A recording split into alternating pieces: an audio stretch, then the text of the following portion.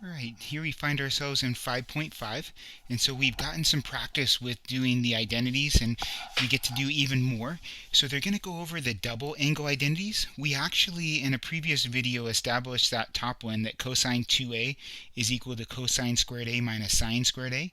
It also has two other versions because you know that sine squared is 1 minus cosine squared, and therefore it would yield the second and the third. You also know that cosine squared is 1 minus sine squared. And maybe you're not following what I'm saying, but let's make sure. Let me just derive these double angle identities, and you can see what we're talking about. So these double angle identities are just like the identities that we gave you before, in which you want to make sure the left-hand side is equal to the right-hand side. So I'm going to start with the cosine of 2a. Well, what we know right now is not anything about 2a. We're getting that here. But I'm going to look at it as cosine of a plus a. Well, you know cosine is cosine, cosine, opposite sign, sine, sine. And in about 2 seconds, well, less, more than 2 seconds, but about 30 seconds, cosine squared a minus sine squared a. And that first one is totally justified. So we use that sometimes. You'd pick one over the other based upon what you're trying to find. Now, remember, let me just highlight something really quick. I'll highlight it in yellow. Cosine squared a. We know what cosine squared a is from the Pythagorean identity. The cosine squared a, so I'm going to put a line underneath this because that's one identity that we could use. Everything above it's an identity, but that's a nice clean one. Well, you know what cosine squared a is. I'll put it in blue. It's 1 minus sine squared a. Minus sine squared a. Oh, let me not put that in blue because that wasn't a translation. Put that in black. Minus sine squared a. Hey, you got two sine squared a's both having the same sign, so that's 1 minus 2 sine squared a. And you get this one right here. So that's another identity, right? And you could easily get the other one by replacing sine squared a with 1 minus cosine squared a, and you'd have that third one that's there. That's why there's three of them, is because the Pythagorean identity for sine and cosine can be totally used. And the other ones would be derived the exact same way. So I don't think it's a great use of our time to derive them. I'm sure that's done in the book. But if you'd like me to create a video of deriving them, that would be great. And I could do that. So that top box, those are easily derived and sometimes easily memorized. I had personally a problem going through school and remembering the product of sum identities. There's ways that we could remember them, but these are the product of sum identities. They are listed in calculus textbooks, and then sum to product identities. I don't know. If you were taking the test in class and I was using one of these, I would make them available to you, right? These product of sums. The other ones I'd have you remember or memorize. I think I gave double angle identities, though, on the exam when I gave it in class last time. But our job is just to become proficient with them. So our job is right here to say, okay, what identity does that feel like? So the 2 tangent 15 minus 1 tangent squared 15.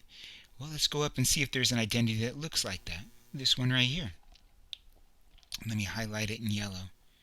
That one looks exactly like that. 2 tangent a, 1 minus tangent squared a.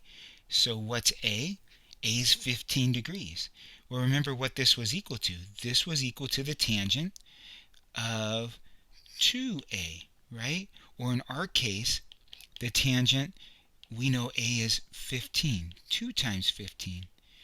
Or the tangent, and we put the degrees on there, of 30 degrees. And we know what the tangent of 30 degrees is, and they want us to, or simplify to a single number. So tangent of 30 degrees. Well, do you remember if that's root 3 over 3 or just root 3? I sometimes forget, so I think, oh, sine over cosine. Sine of 30 is 1/2, and then cosine is the root 3 over 2, so the root 3 is going to end up on the bottom. This is the root 3 over 3 one. Right? If you're hesitating, you should be able to get it in about 10 to 20 seconds, right? Just by noting the sine and cosine. What's this one look like? 1 minus 2 sine squared. Let me highlight that one in blue, and let's go find a 1 minus 2 sine squared. Here's a 1 minus 2 sine squared. So what's that equal to? Evidently, it's equal to the cosine of 2 times the angle that's involved, 22.5 degrees, which is the cosine of 45 degrees, which we know very quickly is root 2 over 2 by memorization. Cosine squared minus sine squared. Okay, so it's our first exposure to that. Who's like that? Cosine squared minus sine squared. Right here, cosine squared minus sine squared is another cosine of 2a. And so what is this one? This is the cosine of 2, and the angle is 2x. So it's the cosine of 4x. So notice what they're trying to do. They're trying to get us to bleed those 2's together. We're better than that. It's 2 times whatever angle is being worked on. That was a 2x. 2 times 2x is 4x. Now we're going to find the values of sine and cosine functions for each of the given measures.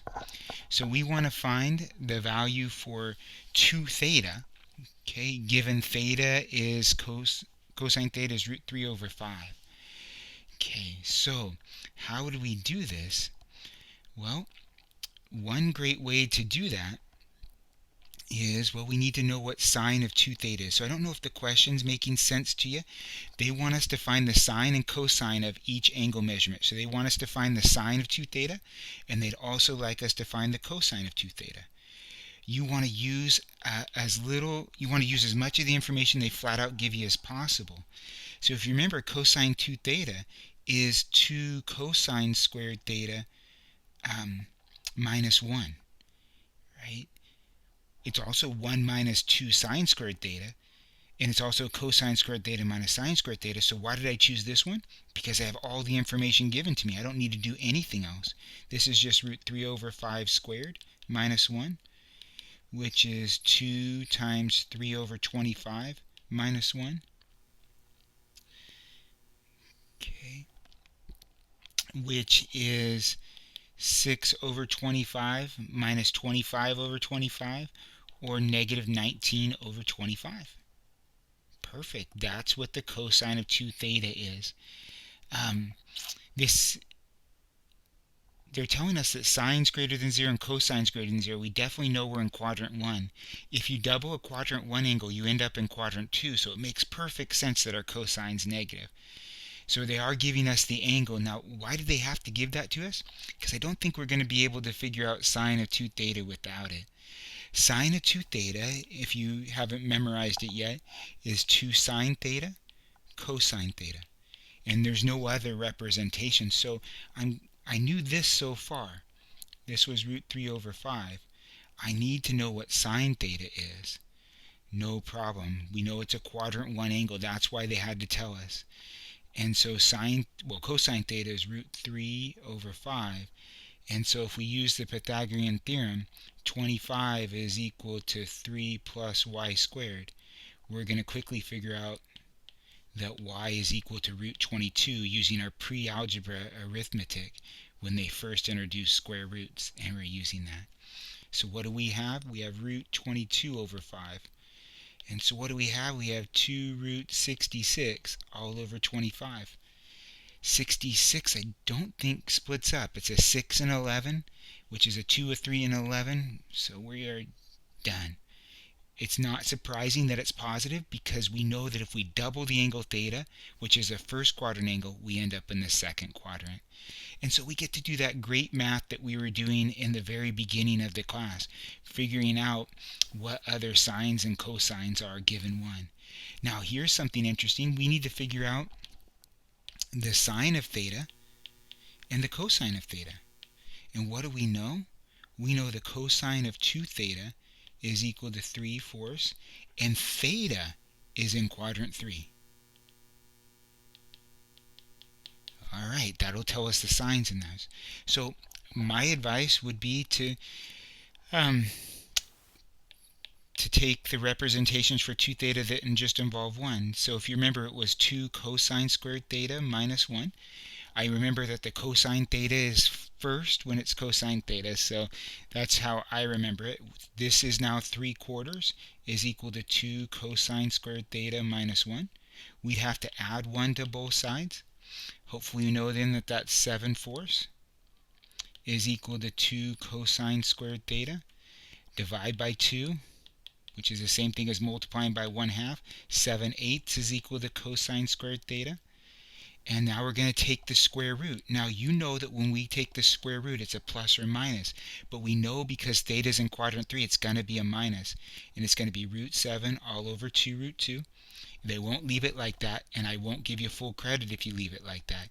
They're going to rationalize the denominator to be root 14 over 4 is equal to the cosine of theta. So we don't even know what theta is, and we don't even need to. You would do something very similar for the sine of theta. The sine of theta, maybe it would be helpful to see it be worked out a second time.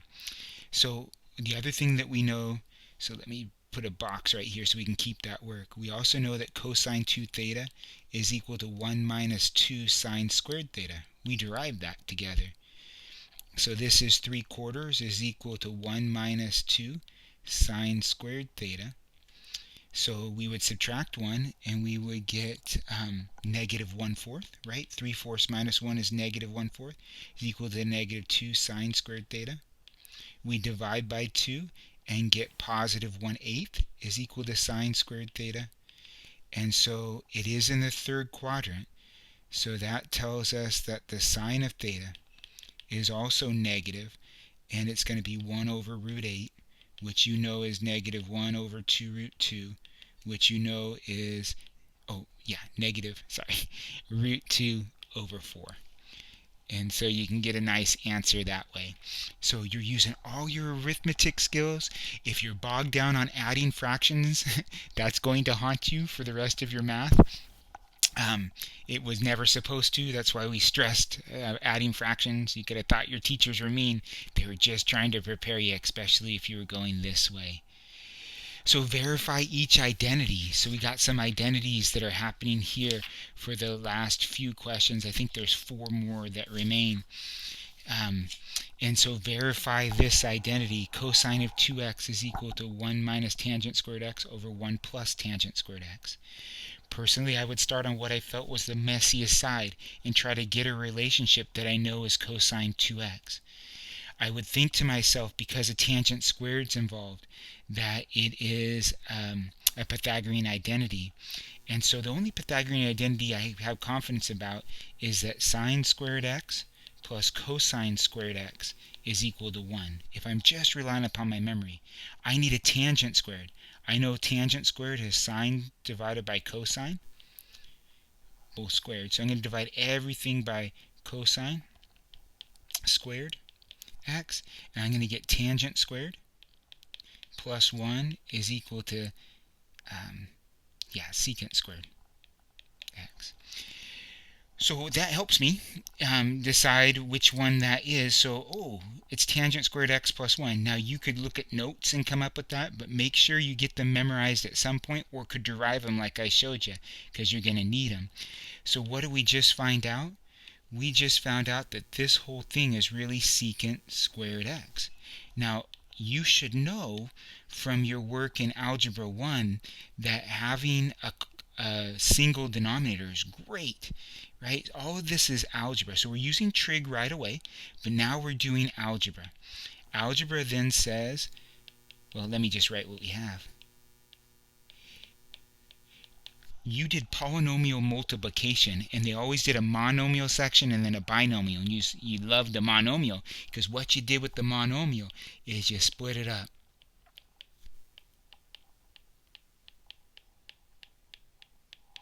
Just like that. So what's 1 over secant squared x? Well, that's cosine squared x. And what's tangent squared x divided by secant squared x? Well, who knows? Let's figure it out. What's tangent squared? Tangent squared is sine squared over cosine squared. Secant, So we're being divided by secant, and secant's 1 over cosine squared x. Well, whoops, darn. You know what that is. Whoops. Okay, let me come back up here. I really apologize when that happens. Just having that off to the side too much, but we're right back here. You know what this is? This is sine squared x, and so I'm trying to just go really methodically so you can follow, but I'm sure most of you have already jumped up to the fact that that is sine squared x. Well, guess what cosine squared x minus sine squared x is? It's cosine 2x, and we're finished. Done. So super awesome, just using the things that we know. So where did we use trig? We use trig. Let's highlight where we use the trig. Where did we need the trig? We needed trig here in the very beginning, and we needed trig here, and then here. So we are using trig periodically, but a lot of our work is fraction type of work. Okay, that was just a justification for sine squared. So let's go look at this cotangent one. Obviously, I'd work from the left-hand side because it is ugly. So personally, what I would do with this is change it all into sines and cosines and then see if clearing it. So I'm looking at the cotangent-tangent relationship. There's nothing I can do necessarily to fix that, at least not that I feel that I could. But maybe if I saw it in sines and cosines, it would help. That's bringing us back to 5.1, where they asked us to put some things in sine and cosine. So what I have is I have cosine A over sine A minus sine A over cosine A. So somebody could say to me, Jensen, how would I know how to do that, right? I can hear them say that by experience. So if you feel stuck, maybe changing things to sines and cosines could help. Where was that first brought up? 5.1. Don't lose your foundation. Okay, so I can't really use any trig identities here. There's no identities that don't involve tangent and cotangent if they're not multiplied. So this is cosine A over sine A minus, plus sine A over cosine A. Now, this is just where my brain is taking me. I may be totally wrong, or I'm sorry, not totally. I'm not totally wrong, but there may be another way, and that's fine. I don't have to see everything. Now, where am I at? I'm in an algebra class. So I used trig right away, but now I'm in an algebra class, and the algebra class looks like this: 1 over x plus 1 over y all over 1 over x minus 1 over y. Guaranteed I'd find that in your Algebra 1 and Algebra 2 books. And you know what you did to handle this? You multiplied everything through by xy. You multiplied by the common denominator of everything present. That's exactly what you're going to do here. So we've got to practice with that twice. Now they think we know that skill and would use it. So the common denominator is sine A cosine A. And I'm going to go write that next to everybody.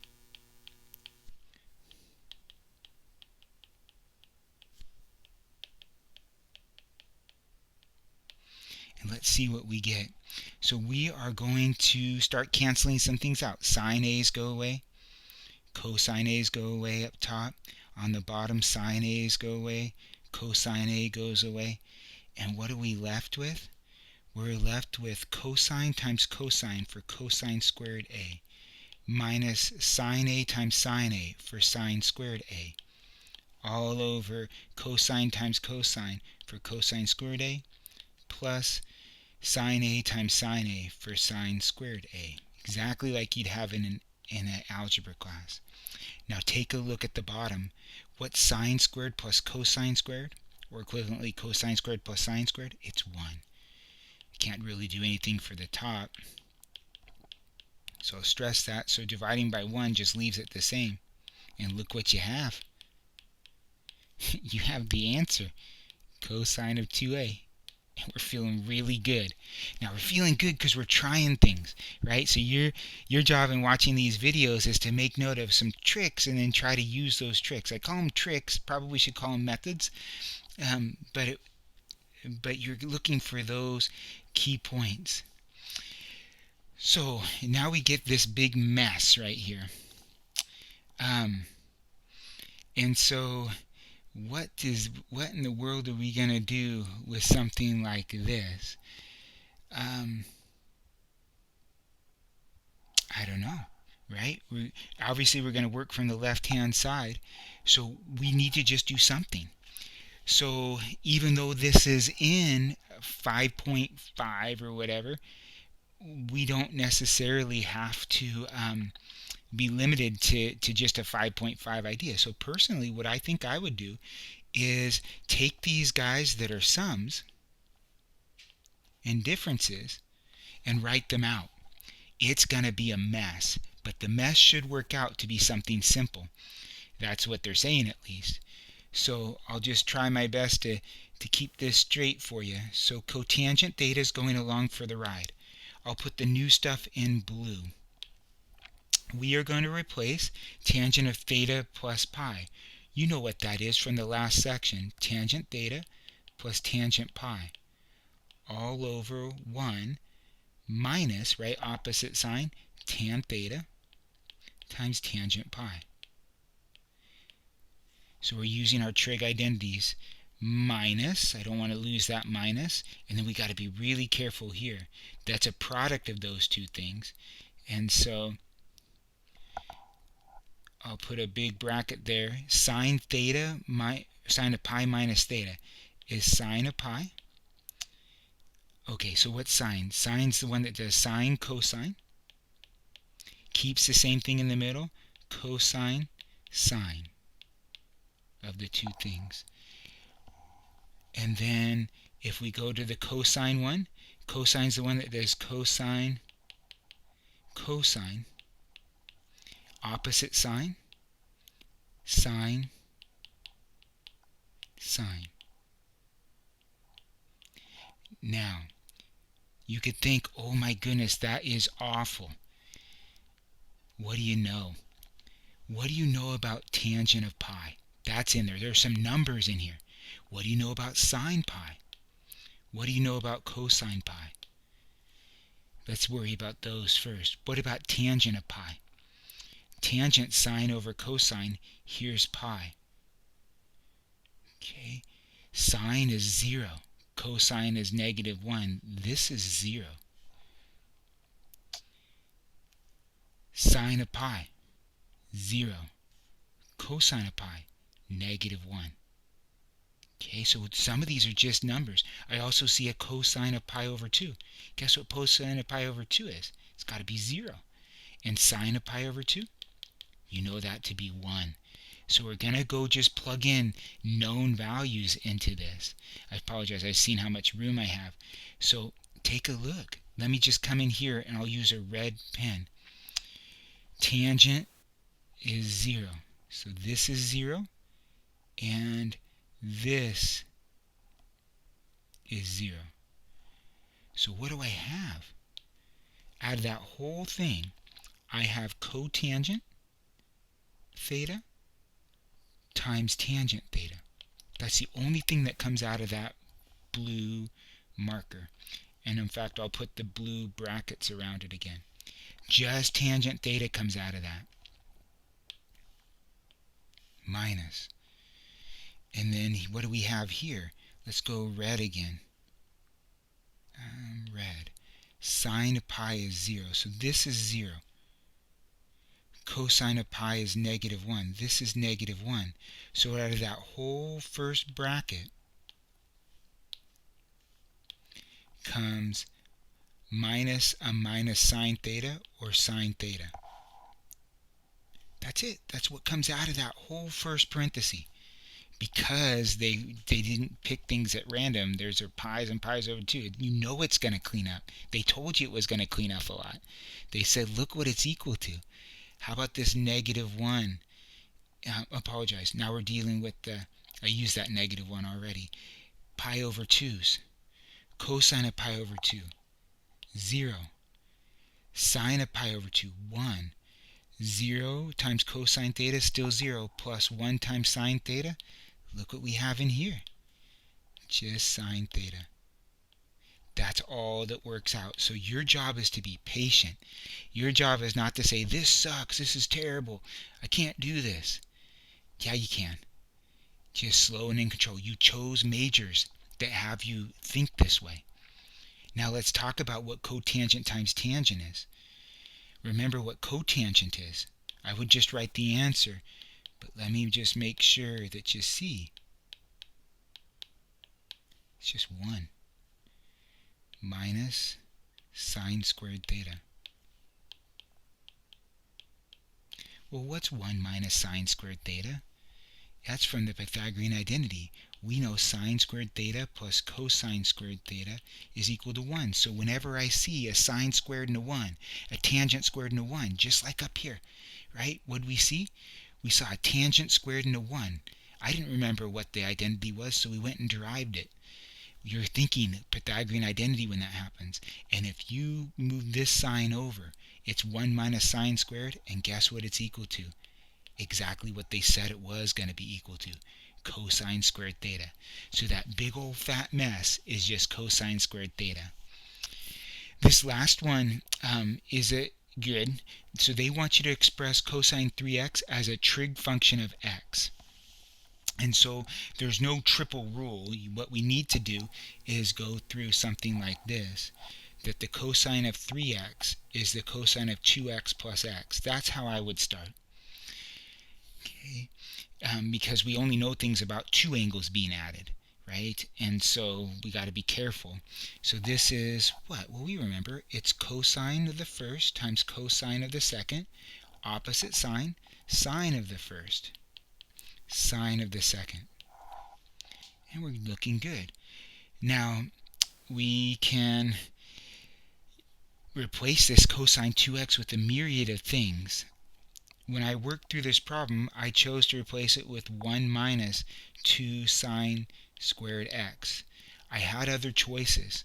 I could have replaced it with cosine squared minus sine squared. I would have been fine. Okay. I don't know why I chose to do it that way when I worked it out, but it should not matter at all which one you choose. Now, sine 2x, there's only one. 2 sine x, cosine x. And then times the additional sine x. Okay, so I'll put this guy in parentheses so we know which one we're looking at. Okay, those second ones are in parentheses. Perfect, so let's write out what we have. We have cosine x minus 2 cosine x sine squared x minus 2 sine squared x cosine x. Well, that's cosine x minus 4 cosine x sine squared x. Those last two are the same. So I don't know what else we could do. We could factor out the cosine x and be left with 1 minus 4 sine squared x. Well, that's good because you recognize what that last thing is. The question here, because they just said express it as a trig function of x, it's pretty ambiguous as to where they want you to stop. So who's to say that we're not done right now? I got it as a function of x, right? Everything has an x. There's no two x's. I could not stop here because of those two x's. That's not a function of x. But I could stop at the last one if they didn't give me direction. But let's just go a little bit farther. Hopefully you see this as a difference of two perfect squares.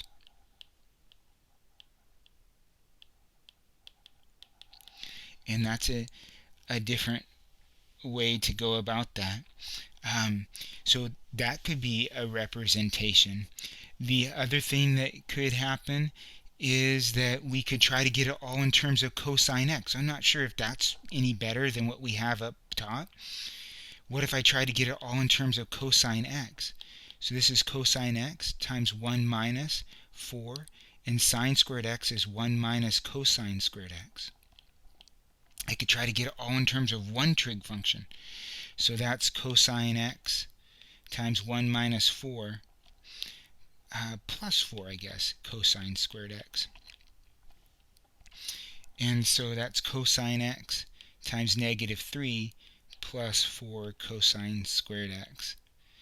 And that's fine. I mean, we can distribute the cosine and say it's negative 3 cosine x plus 4 cosine squared x.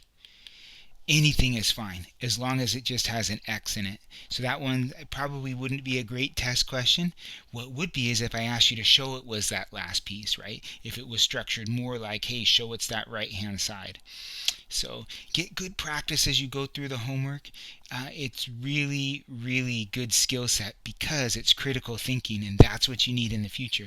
Taking information that you have and using it to your advantage. That's what you should be seeing with the identities. Try not to let it get frustrating for you, but try your best just to hang with it. And then come to the Zoom sessions with questions. Send me questions. I can do them for you. But that is a huge, huge mistake. Most likely, if you have questions, you should send me what you have and say, where did I go wrong? That would be better and set you up more for passing the exam than anything else. All right, good luck.